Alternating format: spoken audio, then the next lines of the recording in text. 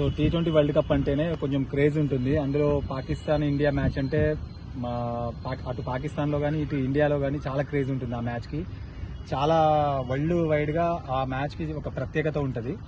So దీంట్లో ఏంటంటే ఇండియానే ఇప్పుడు ప్రీవియస్ ఆడిన T20 వరల్డ్ కప్లలో ఇండియానే పై చేయి ఉంది.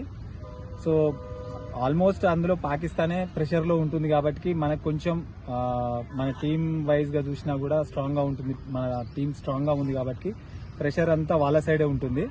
సో ఇందులో ఏంటంటే ఇంతకుముందు ప్రీవియస్ మన ఇండియాలో జరిగిన ఐపీఎల్ మ్యాచ్లలో సో ఆ ఐపీఎల్ మ్యాచ్లలో జరిగిన ఆ మ్యాచ్లలో మనకి ఒక అనుభవంగా తీసుకుంటే మాత్రం T20లో ఇండియా పాకిస్తాన్ మీదనే గెలవడం కాదు, టోటల్ వరల్డ్ కప్ కొట్టుకొని మళ్ళీ ఇండియాకి తిరిగి వస్తుందన్న ఒక ఆశాభావంతో ఉన్నాం మేము.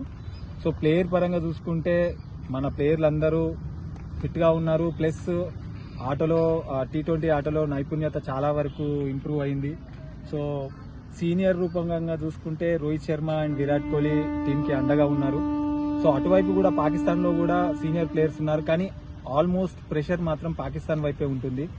సో ఈసారి ఇండియా పాకిస్తాన్నే కాదు, ఇండియా T20 వరల్డ్ కప్ కొట్టి న్యూయార్క్ నుంచి ఇండియాకి తిరిగి వస్తుందనే ఆశాభావం వ్యక్తం చేస్తున్నాను.